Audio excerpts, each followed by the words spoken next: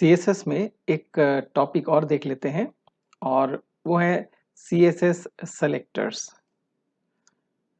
अभी तक जो हमने सीएसएस में देखा कैस्केडिंग स्टाइल शीट के अंदर, उसमें कई जगह हमने देखा है कि क्लास लिखा रहता है और देखिए यहाँ भी क्लास है। हर एलिमेंट के आगे कुछ ना कुछ क्लास है। दरअसल में ये सेलेक्टर्स हैं। अब ये सेलेक्टर्स क्या होते हैं? अगर हम W3 स्कूल में जाके देखें और CSS को स्टडी करें और उसमें सेलेक्टर को देखें,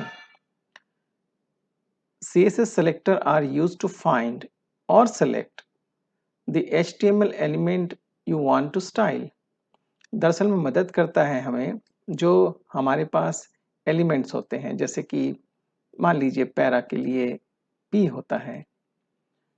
इस सेलेक्टर को जब हम किसी पेज में यूज करते हैं, किसी HTML पेज में यूज करते हैं, जैसे ये div सेलेक्टर है, अब इसको हमें मदद करेगा जो हमारा कैस्केडिंग स्टाइल शीट है उसके अंदर वो सेलेक्टर कहाँ है। So we can divide CSS selector into 5 categories. Simple selectors जो अभी तक हमने करके देखा था, इनको हम बोलते हैं सिंपल सेलेक्टर्स, जिसमें हम एलिमेंट को लिखते हैं और इस तरह से हम उसके अंदर उसकी प्रॉपर्टीज या एट्रीब्यूट्स को डालते हैं और वो उसी तरह से बिहेव करता है। जैसे कि अगर मैं इसको ट्राई करना चाहूँ और इसका एडिटर आता है, जैसे मान लीजिए ये इस वक्त ऐसा आ रहा है, कलर अगर मैं इसका ग्रीन कर दूं और इसको टेस्ट करके देखूं, ये ग्रीन हो गया है। इसका अगर मैं फ़ॉन्ट चेंज करना चाहूं तो कर सकता हूं। और तो ये हमारे पास स्टाइल्स होते हैं जो हम अभी बात कर रहे हैं, ये है सेलेक्टर्स। और ये सेलेक्टर्स जो हैं, जो हम अभी पहला वाला कैटेगरी देख रहे हैं, जिसको एलिमेंट सेलेक्टर पहला टाइप है। हम और बाकी सारे टाइप्स ना देख के हमें जो चाहिए उसको देखते हैं और वो है class. This is called the CSS class selector। The class selector selects HTML element with specific class attribute। अब जैसे कि आपने देखा है कि ये एक एट्रीब्यूट है और अगर मैं इस एट्रीब्यूट को एक क्लास बना दूं, यानी एक सेट बना दूं, अब कैसे बनाएंगे उसको समझते हैं और फिर हमें समझ में आएगा। तो हम बात करेंगे इस एट्रीब्यूट को, ना कि इस एलिमेंट को। मान लीजिए सेंटर मेरा एक एट्रीब्यूट होता है टेक्स्ट के लिए, अलाइन के लिए, और मैंने एक एट्रीब्यूट बनाया है और उसमें रखा है सेंटर अलाइनमेंट और उसका कलर भी लाल कर दिया है। अब इसको ट्राई करते हैं। देखिए यहाँ पर है डॉट सेंटर, इसका मतलब मैं क्लास की बात कर रहा हूँ और मैंने कहा कि ये सेंटर होगा और दूसरा इसका कलर जो होगा वो से येलो होगा या ग्रीन होगा या ब्लैक होगा, से ग्रीन होगा। और अब मैं अगर इस सेंटर एट्रीब्यूट को किसी भी एलिमेंट के साथ कॉल करूं, जैसे यहां पर कॉल किया गया है इस एट्रीब्यूट को एज ए क्लास, यहां भी एट्रीब्यूट को क्लास के हिसाब से कॉल किया गया है। इसको रन करके देखेंगे तो ग्रीन आ रहा है। अगर मैं यहाँ पर सिर्फ P लिखता हूं और इसके अंदर कुछ और लिख देता हूं, न्यू पैरा, और इसको बंद कर देता हूं और इसको रन करके देखता हूं तो ब्लैक आ रहा है और सेंटर भी नहीं आ रहा है। अगर मैं कहता हूं कि एक एट्रीब्यूट बनाता हूं नोट्स,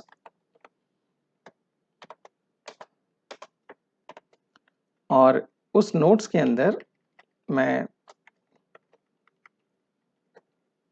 जब भी इस नोट्स को यूज करूंगा तो कलर में चेंज नहीं करूंगा और सिर्फ सेंटर करूंगा। और इसके अलावा एक और काम कर लेते हैं, इसका हम font size FONT minus size से इज इक्वल टू 200%, यानी जितना भी करंट साइज होगा उसके हिसाब से 200% पड़ जाएगा। अब मैं अगर इसे करूं कहीं पर इंप्लीमेंट, जैसे मान लीजिए मैंने कहा कि इसका क्लास जो है मैं यहाँ पर लिख देता हूँ, say class is equal to notes. अब मैं इसे रन करता हूँ तो देखिए क्या हुआ है।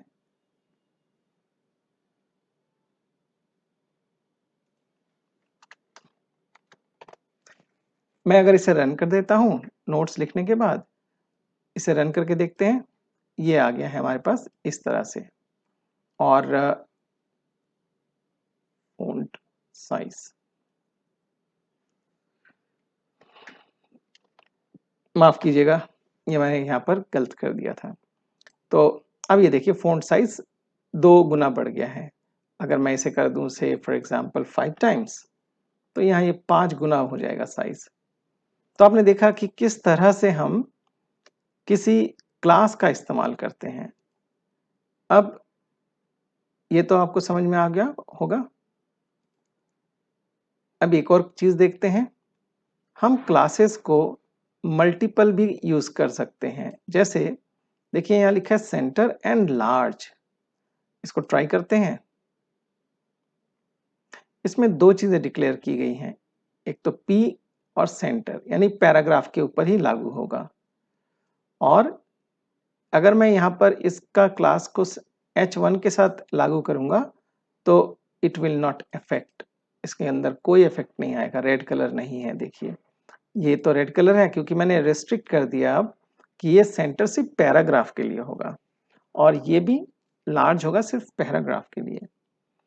तो जब मैं इस तरह से इसको लिमिट भी कर सकता हूं, तो अब देखिए इसके अंदर लिखा है सेंटर, ये अफेक्ट नहीं हो रहा है। और ये मेरा पैराग्राफ है, सेंटर तो है, सेंटर्ड तो है, लेकिन लार्ज नहीं है। लेकिन अगर मैं मल्टीपल में लिखना चाहूं तो मैं इस तरह से लिख सकता हूं। तो इसमें दोनों के दोनों मेरे एट्रीब्यूट्स के क्लासेस काम करेंगी। अब हम अपने सिस्टम में आते हैं। अब ये आपको समझ में आ गया होगा क्लास क्या चीज है। और मल्टीपल क्लास लिखने का अगर एग्जाम्पल देखें तो देखिए यहाँ लिखा है बटन एक क्लास होगा, ये भी एक क्लास होगा और ये भी एक क्लास होगा। इसे हम देखते हैं। हम अपने कैस्केडिंग स्टाइल शीट में चले जाते हैं। मैं इस वक्त सेरुलीन यूज कर रहा था, आपको याद होगा, और सेरुलीन में चला जाता हूं और अब मैं यहां ढूंढने की कोशिश करता हूं बटन प्राइमरी। देखिए एक क्लास है, तो यानी कि बटन माइनस प्राइमरी एक क्लास है और वो ये वाला क्लास है, यानी कि ये भी एक अलग से क्लास होगा लार्ज। इसको भी देख लेते हैं।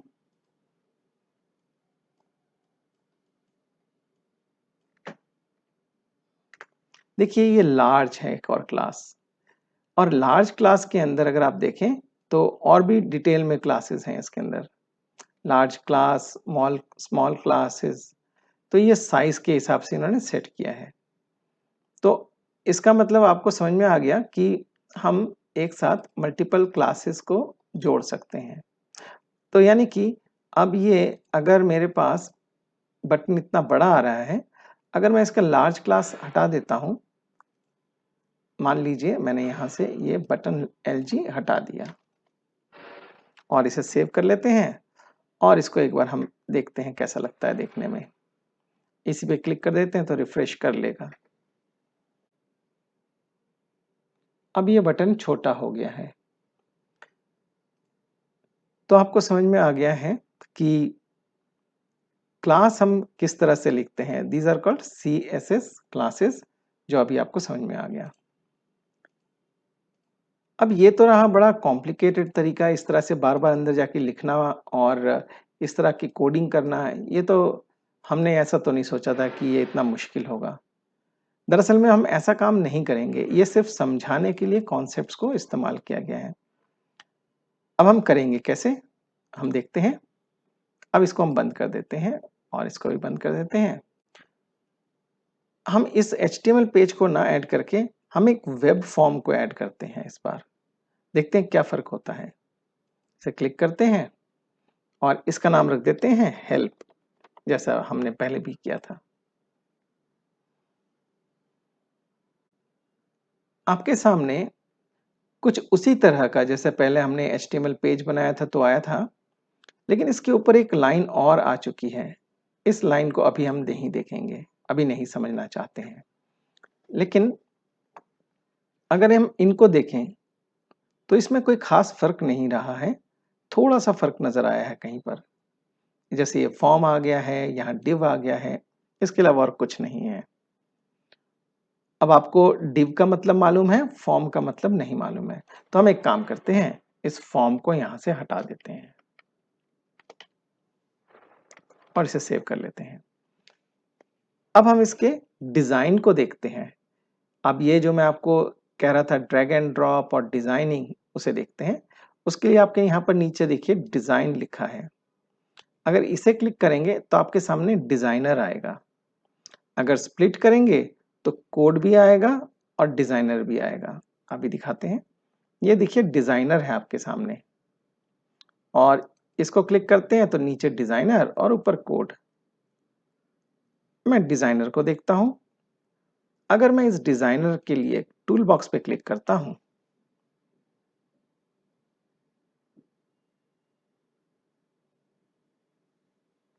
यहां कुछ टूल्स आ रहे होंगे आपके सामने। सबसे पहले हम इन टूल्स को देखते हैं जो HTML के टूल्स हैं, जो हमें समझ में आता है। और इन टूल्स में कहीं पर H1 तो लिखा नहीं आ रहा है। और एक काम करते हैं, कुछ भी लिखते हैं, जैसे I am learning ASP.NET, और इतना ही लिखते हैं। और इसको हम एक बार चेक करते हैं कि ये क्या है ये। सबसे पहले देखते हैं। देखिए इसने div के अंदर ये लिखा है। अब मैं अगर इस div को हटा दूं, मुझे div भी नहीं चाहिए, समझ में ही नहीं आता कुछ भी div हमें, तो ठीक है, हम इसे क्लिक करते हैं। तो यहाँ बॉडी था, बॉडी में लिखते हैं I am learning ASP.NET। अब देखिए यहाँ ऑटोमेटिकली कुछ P जैसा लिखा रहा है ऊपर। इसे सेव कर लेते हैं एक बार। अगर इसके सोर्स को देखें तो देखिए यहाँ P टैग अपने आप आ गया है, P एलिमेंट अपने आप आ गया है, यानी कि बाय डिफॉल्ट अपने आप P आ रहा है। अगर मैं इसमें एंटर करके लिख दूं this is a second line,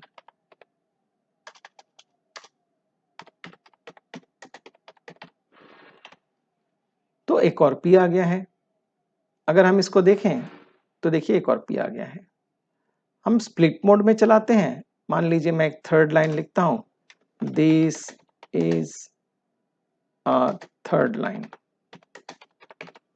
देखिए आप ऊपर देख रहे होंगे साथ साथ ये बनाता जा रहा है पीछे कोडिंग।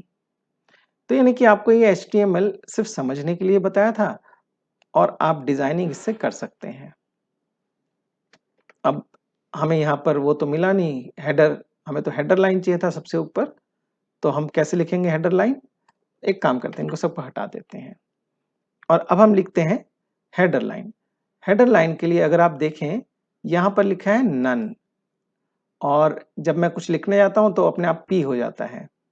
तो मैं इसे लिखता हूँ हेडर 1। हेडर 1 सेलेक्ट करने के बाद मैं लिख देता हूँ दिस इज अ हेडर 1 और इसे सेव कर देता हूँ। अब इसको एक बार देख भी लेते हैं कैसा लगता है देखने में। तो F5 दबा के एक बार देख लेते हैं। कंट्रोल F5 किया है। अब देखते हैं ये कैसा लगता है पेज देखने में। अब मैंने कंट्रोल F5 क्यों किया था? क्योंकि ये सिंपल HTML पेज नहीं है, ASPX पेज है। तो आपको बताया था कि मैंने कि इसमें कुछ कोडिंग भी साथ में रहती है, तो उसको भी अभी देखेंगे। और ये हमारे पास ये पहला पेज जो अभी हमने बनाया है, उसमें लिखा है यहाँ पर हेडर, देखते हैं। ये आ गया दिस इज ए हेडर 1। अब हम एक काम करते हैं, हम कुछ और देखते हैं। अब इसमें बहुत सारी चीजें आ रही हैं। देखिए अनऑर्डर्ड लिस्ट, ऑर्डर्ड लिस्ट लिखा आ रहा है। इसको भी देखते हैं ये कैसे टैग्स होते हैं। तो एक काम करते हैं, यहाँ पर एक एंटर लगा देते हैं तो अपने आप P आ जाता है। कोई बात नहीं, हम इसे चेंज कर लेते हैं ऑर्डर्ड लिस्ट में या अनऑर्डर्ड लिस्ट में फॉर एग्जांपल। देखिए अपने आप एक बिंदु सा आ रहा है, जैसे कि हम बुलेट्स यूज करते हैं वर्ड फाइल में। और अगर मैं लिखूं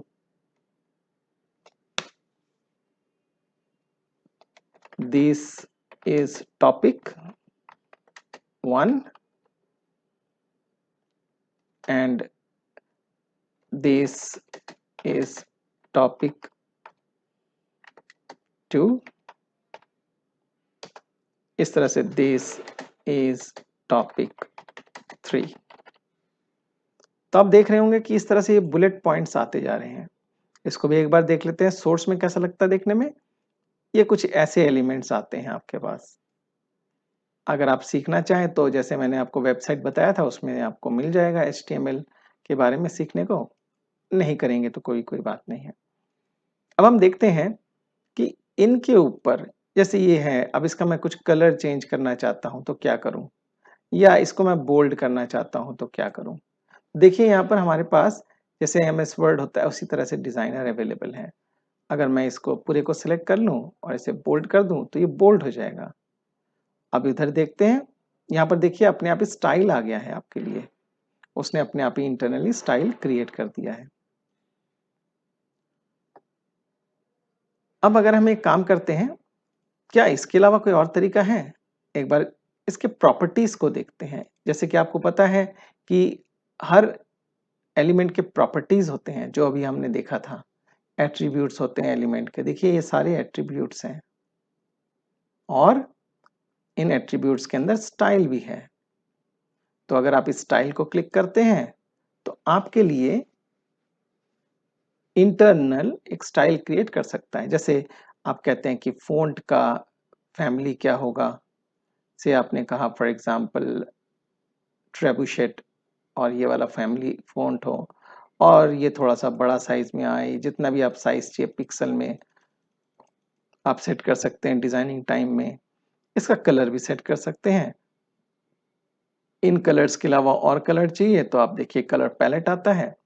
आपको जैसा कलर पसंद हो आप वैसा कलर यूज कर सकते हैं और ओके करेंगे तो देखिए ये अपने आप ही चेंज हो गया। और अगर आप इसको बैकग्राउंड में देखें इसके सोर्स में तो कुछ इस तरह से आ गया है। उसने अपने आप आपके लिए स्टाइल शीट बना दिया है। एक और चीज देख लेते हैं, एक और चीज देख लेते हैं और वो है टेबल। ये बहुत काम आता है टेबल। इस टेबल को हमने ड्रैग किया, इसने आपके लिए कुछ बना के दिया है। अगर मैं इसमें लिख दूं कॉलम 1, कॉलम 2, 3 और इसको मैं कह सकता हूं डेटा 1 1, डेटा 1 2, डेटा 1 3, यानी कि पहला रो और पहला कॉलम, दूसरा कॉलम, तीसरा कॉलम, ऐसे डेटा 2 1, डेटा 2 2, डेटा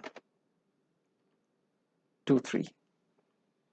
अब ये आपने देखा कि आपके सामने एक टेबल है और इस टेबल को अगर आप देखें सोर्स में जाके तो देखिए ये टेबल है और टेबल का एक स्टाइल अपने आप बताया हुआ इसने। अगर हम इस टेबल को देखें अपने प्रॉपर्टीज में तो देखिए ये टेबल के प्रॉपर्टीज हैं और इसने स्टाइल लिया है विड्थ दिस। इसको हम हटा देते हैं तो क्या होगा देखते हैं, ये श्रिंक होके अपने आप आ गया है। अब अगर आप चाहें कि इसके हेडर को बोल्ड करना तो कंट्रोल B से बोल्ड कर सकते हैं।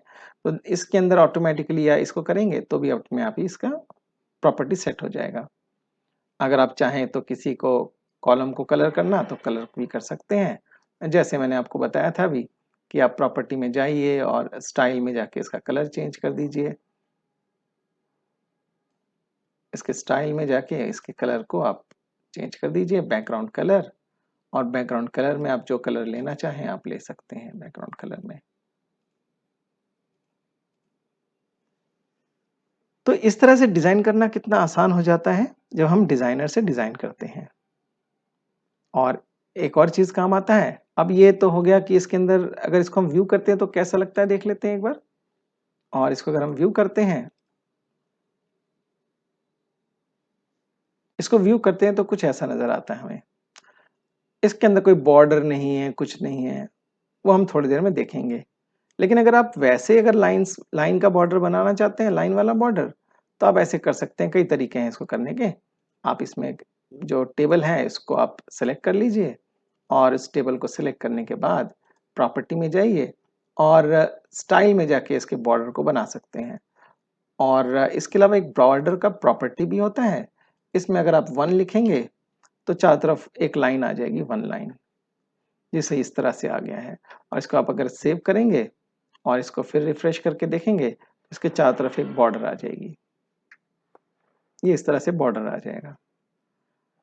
तो ये तो एक रॉ हमने फाइल बनाई है और इसी तरह से हम जितने भी इस हमारे पास HTML के एलिमेंट्स हैं इनको यूज कर सकते हैं।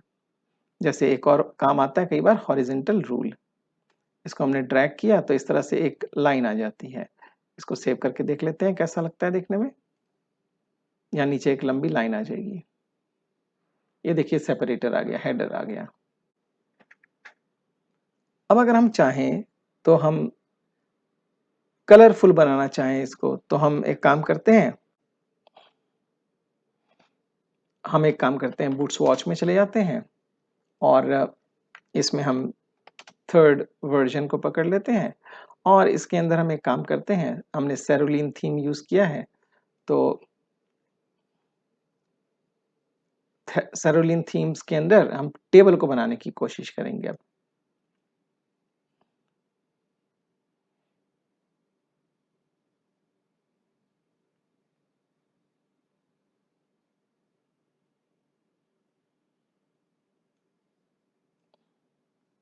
एक काम करते हैं, इस टेबल में जो कुछ लिखा है इस पूरे को हम कॉपी कर लेते हैं और हम यहां पर इस टेबल की जगह पे इसे पेस्ट कर देते हैं।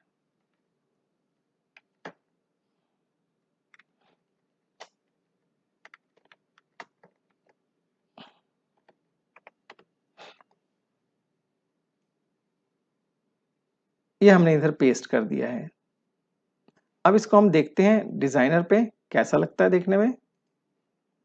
अब ये जैसा सोचा था वैसे तो लग नहीं रहा है। रीजन क्या है?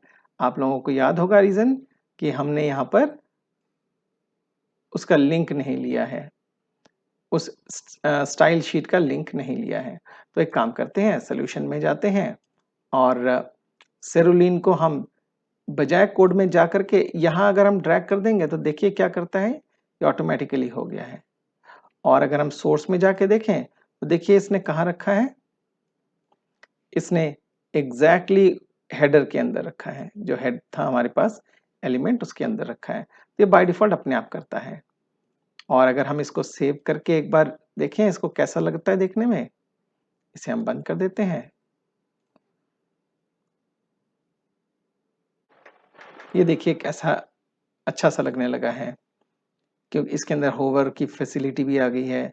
और होवर इसलिए आई है क्योंकि इसके अंदर हमने रखा है कि टेबल स्ट्राइप्ड, यानी कि एक तो कलर अलग अलग आएंगे हर रो का, यानी कि कलर अल्टरनेटिव आएंगे, और टेबल होवर भी लिखा है हमने।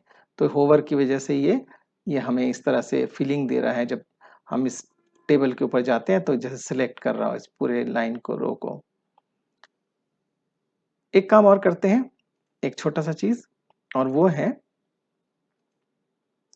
इस एच के नीचे यहाँ पर हम एक काम करेंगे कि एक एंकर पॉइंट बनाएंगे। अब यहाँ एंकर पॉइंट तो कहीं दिख नहीं रहा है, तो कैसे बनाएंगे? तो हम उसके लिए क्या करेंगे, यहाँ जैसे हम लिख देते हैं गूगल, गूगल इतना ही लिखते हैं। इसको हम सिलेक्ट कर लेते हैं इस गूगल को, और ये है हमारे पास कन्वर्ट टू हाइपरलिंक। इसको क्लिक करते हैं। देखिए पूछ रहा है कि आप कहाँ विजिट करना चाहते हैं। मैं यहाँ लिख सकता हूँ google.com और इसके आगे www.google.com। इसमें कई सारे ऑप्शन हैं आपके पास, आप देख सकते हैं। तो फिलहाल हमने इसी को यूज किया है और इसको क्लिक करते हैं और देखिए अब इसने हमारे लिए एक लिंक बना दिया है। और अगर हम इसको सेव करके विजिट करें, देखिए नीचे यहाँ पर आ गया है गूगल। और गूगल पे क्लिक करते हैं ये google.com में चला गया है। तो ऐसे ही आप अगर चाहें तो अपने ही किसी पेज को डायरेक्ट कर सकते हैं। जैसे मान लीजिए मैं इसको कहना चाहता हूँ कि अगर ये मेरा है और प्रॉपर्टी में चला जाता हूँ और प्रॉपर्टी में जाके जहाँ पर मुझे ये href लिखा है वहाँ पर जाके मैं अपने ही किसी पेज को कर सकता हूँ, जैसे अबाउट अस को कर देता हूँ। तो जब मैं अब सेव कर लेता हूँ और अगर मैं इसे अब रिफ्रेश करूँगा तो इसकी प्रॉपर्टी देखिए गूगल की जगह अबाउट हो जाएगी। अब देखिए यहाँ पर नीचे about.aspx लिखा आ रहा है और क्लिक करते ही मेरे अपने अबाउट पेज पे आ जाएगा।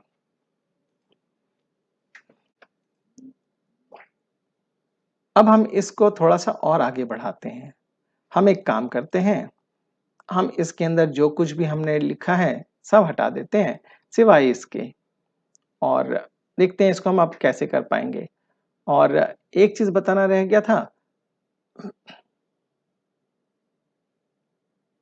अब हम देखते हैं कि ये जो डायरेक्टिव्स है इसका क्या मतलब होता है। इसे हम बोलते हैं डायरेक्टिव्स। याद रखें कि जब हम इस तरह से टैग लगाते हैं इसका मतलब होता है इसके अंदर जो कुछ भी है वो सी शार्प है, यानी सी शार्प का प्रोग्राम है। उसके अंदर कुछ एट्रीब्यूट्स हैं, वेरिएबल्स को डिक्लेयर करते हैं, जैसे लैंग्वेज क्या होगा, ऑटो इवेंट वायर अप, इसे अभी हम छोड़ देते हैं। कोड बिहाइंड को देखते हैं। हमने ये कहा है कि जो ये फाइल है मेरा help.aspx, ये help.aspx के पीछे जो कोड फाइल है वो मेरा ये है। यानी कि अगर हम देखें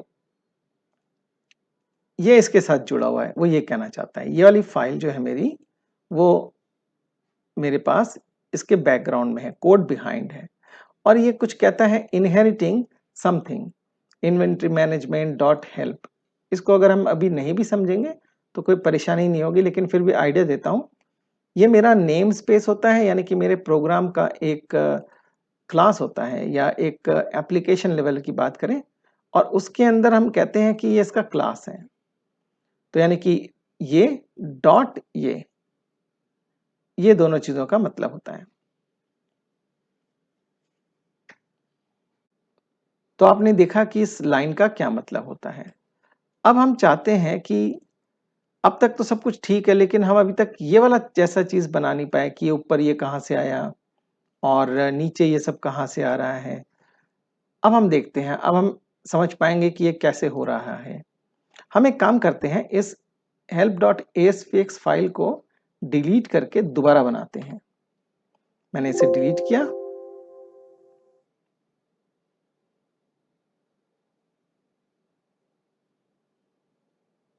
और हम इसे दोबारा बनाते हैं। हम राइट क्लिक करेंगे इसके ऊपर। अब हम फिर ऐड करेंगे वेब फॉर्म, जैसे कि हमने अभी किया था वेब फॉर्म, लेकिन इसको ना करके हम इसको करते हैं web form with master page. देखते हैं क्या करता है। अब यहाँ वेब फॉर्म अपना नाम पूछ रहा है तो मैंने रख दिया हेल्प और मैंने कहा ओके।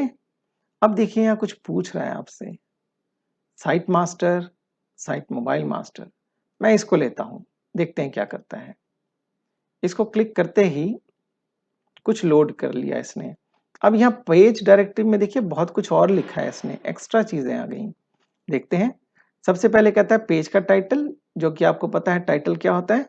मैं इस पे लिख देता हूँ हेल्प, तो मेरे ऊपर टाइटल में हेल्प आएगा लिखा हुआ। ये आपको समझ में आ गया। ये देखते हैं क्या है। कहता है मास्टर फाइल इज दिस।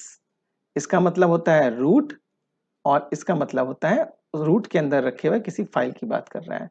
देखते हैं, इस रूट के अंदर ये फाइल है मेरा। अगर इस फाइल को मैं गौर से देखता हूं, इस फाइल को ये कॉल करता है उस वक्त। अब इस फाइल के अंदर अगर हम देखें, इस फाइल को कॉल करने के बाद कोड बिहाइंड और इन सबको छोड़ के इसको देखें तो ये कहता है कि कंटेंट और कंटेंट प्लेस होल्डर आईडी, इन दोनों को समझते हैं। अब देखते हैं कि ये content place holder site master में कहाँ है, तो वो यहां है। आपने देखा कि ये जो डेट टाइम लिखा रहा था माई ASP.NET एप्लीकेशन, यानी कि ये। अब मैं इसको चेंज करूं, मैं इसको लिख देता हूं कि इन्वेंटरी मैनेजमेंट सिस्टम से सेव कर देते हैं और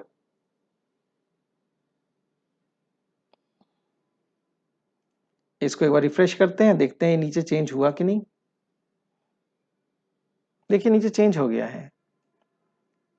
तो ये तो समझ में आ गया कि ये मेरा फूटर है, उसके ऊपर एक एचआर है। एचआर यानी कि मैंने कहा था हॉरिजेंटल रूल, ये जो ऊपर एक हॉरिजेंटल रूल आपको दिख रहा है, और उसके ऊपर कुछ कंटेंट प्लेस होल्डर लिखा है और किसी डिव के अंदर है ये, और उस डिव का क्लास है कंटेनर बॉडी कंटेंट। ये क्या चीज है, इसमें लिखा है, इसका आईडी है मेन कंटेंट, और यहां हमने लिखा है कंटेंट प्लेस होल्डर का आईडी है मेन कंटेंट। तो यानी कि इसके अंदर मेरा पूरा पेज आएगा। अब ये कैसे आएगा एक बार देखते हैं डिजाइनर में। ये पेज मास्टर पेज को लोड कर रहा है, ये देखिए मास्टर पेज उसने लोड कर दिया है। इसको अगर हम व्यू करें, एक बार इसको व्यू करके भी देख लेते हैं।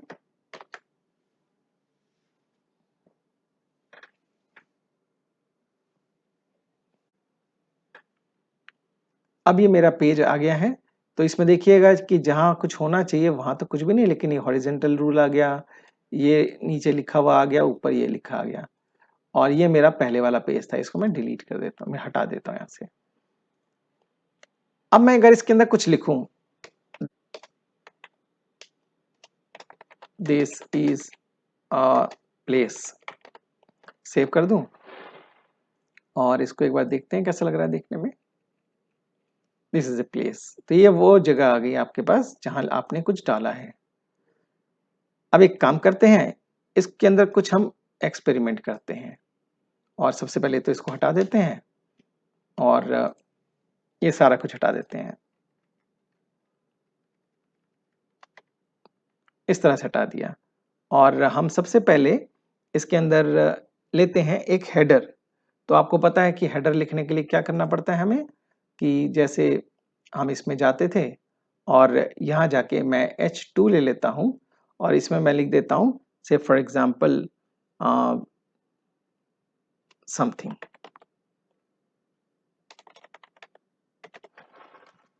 समथिंग लिख दिया और इसे मैं सेव कर लेता हूँ और एक बार इसको देखते हैं सोर्स कोड में।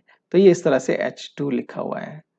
अब अगर एक काम करें, हम छोटी सी प्रोग्रामिंग करते हैं।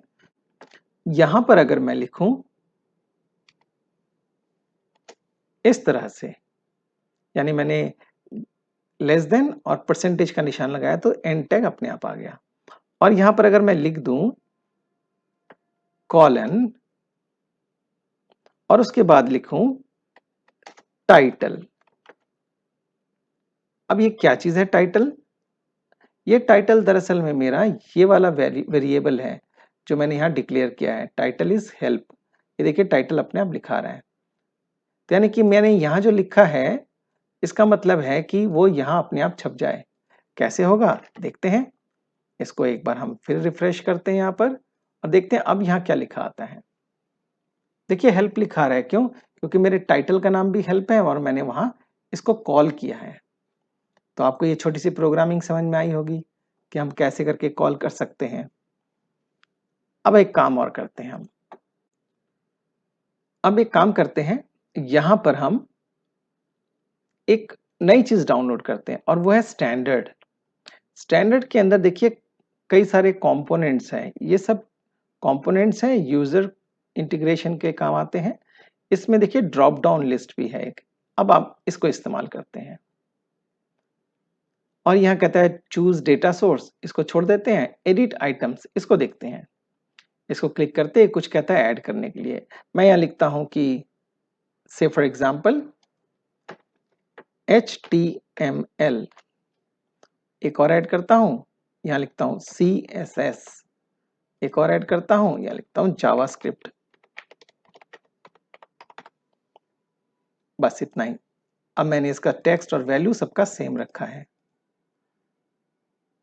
ये क्या होते हैं हमें बाद में समझ में आ जाएगा, इसे हम ओके कर लेते हैं। अब यहाँ इसने कुछ किया है, अगर इसके हम सोर्स कोड में जाके देखें तो उसने कुछ ऐसा किया है हमारे लिए, इस तरह से HTML, CSS, जावास्क्रिप्ट उसने कुछ हमारे लिए बनाया है।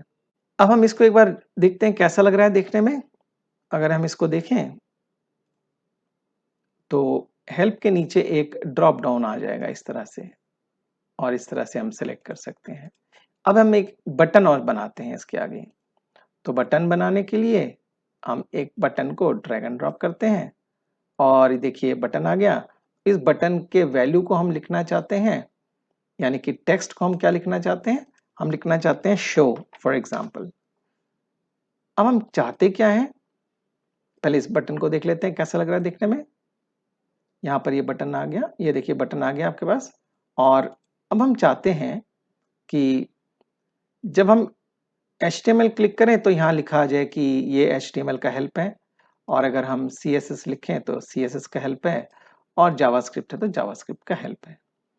उसके लिए हम एक सबसे आसान तरीका यूज करते हैं, और वो है, अब जैसे मान लीजिए मैंने अभी एंटर किया था आपके सामने, तो एक बार जरा देखते हैं बैकग्राउंड में क्या हुआ। बैकग्राउंड में देखिए यहाँ BR लिखा हुआ है, तो यानी कि मैं जहां जहां BR डालूंगा, इस तरह से BR अगर लिखता हूं तो इसका मतलब एक एंटर नीचे चला जाएगा, एक नीचे आ जाएगा इससे। अब यहाँ एक और BR कर लेते हैं, और अब हम एक काम करते हैं, यहाँ पर एक पैनल का इस्तेमाल करते हैं। ये देखिए पैनल आ गया है। इस पैनल में मैं लिख देता हूं, पहले इसका कलर चेंज कर लेता हूं, या इसमें लिख देता हूं this is the place for HTML, और इसे सेव कर लिया, और इसका कलर चेंज कर देते हैं, या कलर बाद में चेंज करेंगे। इसे हम कॉपी कर लेते हैं एक बार, और इसे हम पेस्ट कर देते हैं यहाँ पर। एक बार और, एक बार कॉपी किया और एक बार पेस्ट किया और एक बार और पेस्ट किया, और इसका नाम हम लिख देते हैं CSS, और इसका नाम लिख देते हैं जावास्क्रिप्ट, और इनके कलर भी चेंज कर देते हैं। इसके अंदर जाते हैं हम, और इसके बैक कलर को हम चेंज कर देते हैं, जैसे इसका येलो कर दिया, और इसका हम कलर कर देते हैं से फॉर एग्जांपल ब्लू, और इसका कलर चेंज कर देते हैं से फॉर एग्जांपल ये पिंकिश कर देते हैं। इस तरह से कर दिया हमने। अब इसको सेव करके एक बार देखें कैसा लग रहा है देखने में। इस पे भी क्लिक करें, चाहे यहाँ क्लिक करें, अब कहीं भी क्लिक करेंगे तो ये अपने आप रिफ्रेश करेगा, तो इस तरह से नजर आ रहा है। हम चाहते हैं कि बाय डिफॉल्ट ये सारे ना दिखें, तो उसके लिए हमारे पास एक प्रॉपर्टी होती है। अब हम इसमें जाते हैं और प्रॉपर्टी में विजिबिलिटी को देखते हैं। ये विजिबल को फॉल्स कर देते हैं डबल क्लिक करके या ड्रॉप डाउन से। ऐसे ही इसको भी कर लेते हैं, विजिबल फॉल्स, इसको भी कर लेते हैं, और ये विजिबल फॉल्स, और इसे हम सेव कर देते हैं। और हम देखते हैं कि अब कुछ दिखता है कि नहीं दिखता है। अब कुछ नहीं दिख रहा है। अब हम चाहते हैं कि अगर मैं HTML लिख के क्लिक करूं तो यहाँ पर HTML लिखा है, तो मुझे यहाँ क्लिक करना था, तो यानी कि अब मुझे प्रोग्रामिंग में कुछ करना पड़ेगा। हम इसको बोलते हैं क्लिक इवेंट, यानी क्लिक होने का घटना। इस पे क्लिक करते हैं, डबल क्लिक किया इसको मैंने। अब इसने कहा है, एक प्रोग्राम खोला है मेरे लिए, कहता है कि बटन 1 उसका नाम था। मुझे कैसे मालूम बटन 1 नाम था? इसको देखिए यहाँ लिखा भी आ रहा है, और अगर प्रॉपर्टी में जाएंगे तो भी देखिए बटन 1 ID दिखा रहा है, और अगर सोर्स कोड में जाएंगे तो यहाँ भी इसका ID बटन 1 लिखा रहा है। तो ये बटन 1 मेरा ID है। तो बटन 1 अंडरस्कोर क्लिक का मतलब है कि मैं अब जब क्लिक करूंगा, इसको कैसे मालूम क्लिक करूंगा? तो देखिए यहाँ पर एक ऑन क्लिक इवेंट ऐड किया इसने, और कहा है कि बटन 1 को, यानी प्रोग्राम का नाम है जो कॉल करना है, यानी इसको। अब यहाँ हम एक छोटी सी प्रोग्रामिंग कर रहे हैं, इसको पहले देखते हैं। अब कभी अगर हम इस पैनल को, ये जो पैनल हमारे पास है, ये विजिबल है, फॉल्स है कि क्या है। अब जैसे हमने देखा था कि क्लिक करने के बाद ये फॉल्स था, तो अगर मैं यहाँ पर अपने प्रोग्राम में क्लिक करने के बाद लिखूं पैनल 1 था इसका नाम, ये पैनल 1 कहाँ से आया था देख लेते हैं। ये पैनल 1 इसका नाम था, कैसे मालूम? देखिए यहाँ आईडी इसका पैनल 1 है, यानी पैनल 1 और डॉट लगाएंगे तो उसका एट्रीब्यूट आएगा। एट्रीब्यूट क्या था? विजिबल। आपको याद होगा अभी हमने विजिबल रखा था। इज इक्वल टू अगर मैं कह दूं ट्रू और सेमीकोलन लगा दूं, ये प्रोग्रामिंग का रूल है सी शार्प के लिए। अगर मैंने इतना कर लिया है तो एक बार हम इसको अब रन करके देखेंगे ये कैसा लगता है। और ये मैंने इसे मुझे कंपाइल करना पड़ेगा क्योंकि मैंने इसे अभी प्रोग्राम बनाया है, तो मैं इसे कंपाइल कर लेता हूं और इसे मैं एक बार व्यू भी विजिट कर लेता हूं, यहाँ पर देखता हूं कैसा लगता है।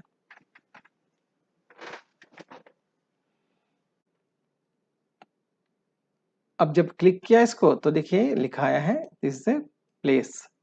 अब हम एक काम करते हैं, ये तो हमें समझ में आ गया कि हम जब इस पे लिखेंगे वहां हमने विजिबल फॉल्स लिखा, फिर भी यहाँ हमने ट्रू कर दिया। अब एक काम करते हैं,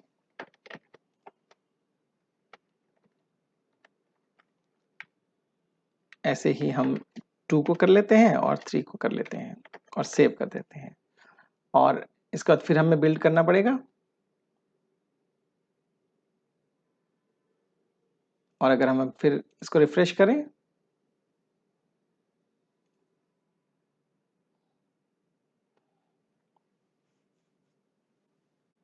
अब देखिए तीनों के तीनों हमें शो हो रहे हैं। अब मैं अगर चाहूं तो यानी कि प्रोग्राम से मैं शो या हाइड कर सकता हूं, तो मैं इसको फॉल्स कर देता हूं, ऐसे इसको भी फॉल्स कर देता हूं और इसके भी एट्रीब्यूट को फॉल्स कर देता हूं।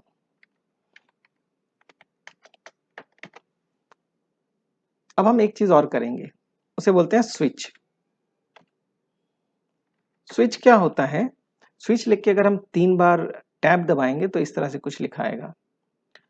स्विच दरअसल में एक किसी एक पॉइंट को सेलेक्ट करने के लिए, अल्टरनेटिव ऑप्शन में से एक को सेलेक्ट करने के लिए, जैसे आपका स्विच बोर्ड होता है, आप किसी स्विच को ऑन या ऑफ करते हैं तो उसमें से एक बटन को आप चूज कर सकते हैं, तो ये इसी तरह से है। तो अगर मैं यहाँ लिखूं ड्रॉप डाउन लिस्ट 1, अब मैंने ये क्यों लिखा देखते हैं। ये जो ड्रॉप डाउन लिस्ट है दरअसल में मेरे पास इस ड्रॉप डाउन लिस्ट 1 का नाम, ये नाम है इसका आईडी। देखिए ड्रॉप डाउन लिस्ट आईडी है मेरा, और मैंने कहा कि ड्रॉप डाउन लिस्ट 1 के अंदर जो मैंने वैल्यू सिलेक्ट किया है दैट इज सिलेक्टेड वैल्यू, अगर जो भी कुछ हो उसके हिसाब से कुछ करना चाहूंगा। क्या करना चाहूंगा? अब मैं चाहता हूं कि सबसे पहले अगर इसका केस यानी कि मैंने अगर सिलेक्ट किया है HTML, तो यानी कि इसका केस HTML हुआ। अगर HTML है तो मैं क्या करना चाहूंगा, मैं कुछ विजिबल ट्रू करना चाहूंगा, जैसे कि इसका विजिबल ट्रू करना चाहूंगा। और अगर मैं इसको अब ट्रू कर दूं, ट्रू, मैंने इस तरह से ट्रू कर दिया। हमें ग्रुपिंग करने के लिए हमेशा ब्रैकेट का इस्तेमाल करना होता है, तो मैं इसे ऐसे कर देता हूं। अब एक और एरर दे रहा है, कहता है कि आप यहां पर एक ब्रेक लगाना भूल गए हैं। अब ये ब्रेक क्यों लगाया जाता है अभी समझ में आएगा। मैं ऐसे ही 2 और कॉपी कर लेता हूं, अभी मैं आपको ब्रेक का मतलब समझाऊंगा। इसका नाम CSS कर देते हैं और इसका नाम जावास्क्रिप्ट कर देते हैं।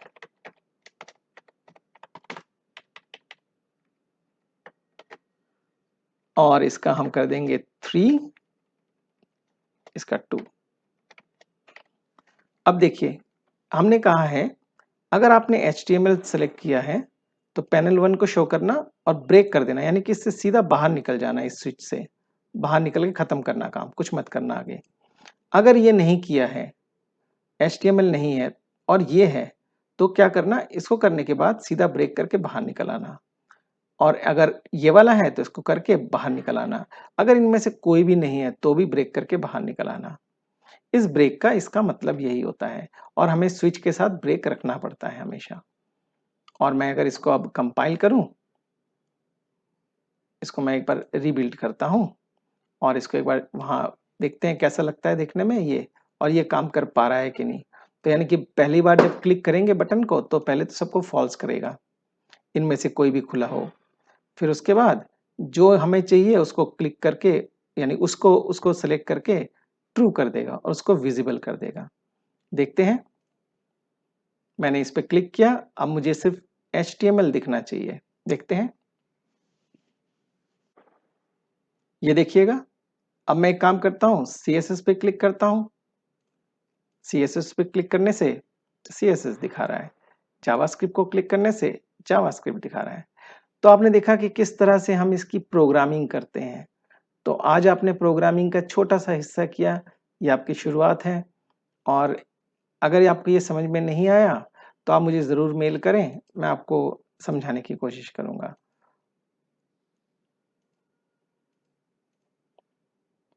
तो आज के लिए इतना ही, अगली बार फिर मिलेंगे, तब तक के लिए नमस्कार।